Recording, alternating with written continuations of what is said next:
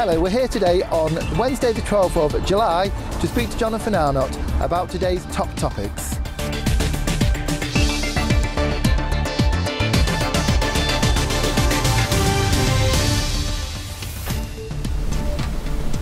Good afternoon, I'm Michael Johnson.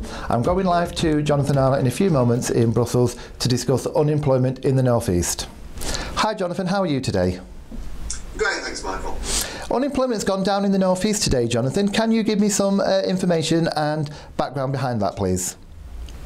Yeah, well, I mean, compared with the last quarter, the same quarter last year, so quarter 2 of 2016 to quarter 2 of 2017, unemployment has dropped by 1.5% in the North East, which is around 19,000 fewer people out of work than were then. So this is actually a massive drop. You know, the North East has been the highest region for unemployment for over a decade, really, and the gap between the North East and the rest of the UK has grown and grown and grown, but actually in the last year or so that's coming back in the other direction.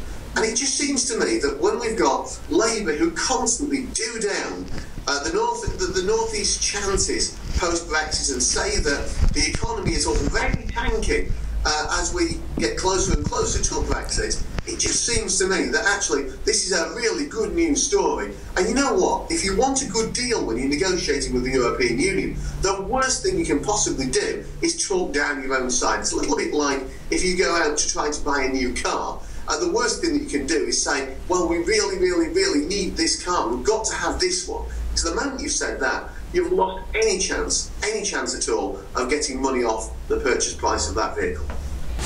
You've mentioned EU negotiations today, Jonathan. What's been coming up on the news is Boris Johnson and Michael Barnier having a few words about the Brexit clock. Can you tell us about that, please? Well, as I understand it, he's saying that the Brexit clock is ticking, that we need to get on with negotiations. And you know what? Actually, I couldn't agree more. We really do need to be getting on with negotiations with the European Union because, frankly, there is a 2-year timescale in the Lisbon Treaty. Once you've invoked Article 50, then, of course, that does set the countdown timer ticking. Now, if we got things right and if we were doing things in the way that we should, actually, I don't think it needs to take 2 years to negotiate our future deal with the European Union. But the speed that this government is going at, I am worried that this government may well sort of be running itself a little bit out of time if it's not careful, not least because one thing the European Union does is last-minute compromises, and for something like this, it's probably a little bit too detailed for last-minute compromise. Can you explain something to me a little bit about trade deals and how the UK can go out there and connect with the rest of the world, please?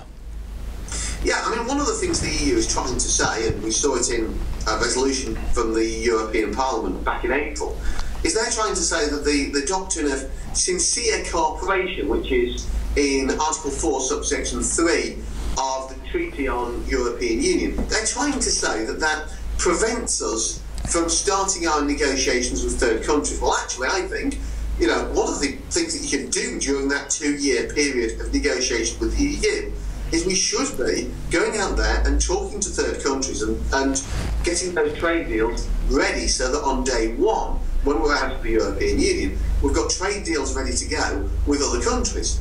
What the EU is trying to do is say that that's illegal because of sincere cooperation, but actually sincere cooperation cuts both ways. To me, sincere cooperation means that they should be cooperating with us for a smooth transition as well and not trying to put roadblocks in the way. Also, it's interesting that in the same treaty, Article 21(2)(e) does talk about encouraging the progressive abolition of restrictions on international trade. So again, that is something which should be all about reducing the restrictions and being pro-free trade. So actually, elsewhere in the treaties, which is much, much more specific, talks about developing free international trade. Thirdly, the EU is signed up to the World Trade Organization, and therefore they are subject to the GATT agreement, the General Agreement on Tariffs and Trade 1994. And within that agreement, it says that a customs union is to facilitate trade. It said that it is not to, and I quote, raise barriers to the trade of other connecting parties with such territories. So when you look at that, actually, what they're doing by trying to say this is they're trying to raise barriers with countries like the USA or Australia or India, trying to make it harder for them to trade with us. And of course, that is something which they can't do under that treaty either. So, to my mind, the European Union can't tell us that we can't negotiate with other countries. We should get on and do it. We should grow our backbone. We should get on and we should start negotiating those trade deals with third countries, because actually what's happening at the moment is the EU is making it very, very difficult for us, and they're throwing spanners in the works, and all we're doing is we're lying back and taking it. And the trouble is, that actually is something which, if we let them do that, would make us even more reliant on an EU deal. And of course, that then means that they can force a worse deal on us. So we've got to stop playing into their hands. Come on.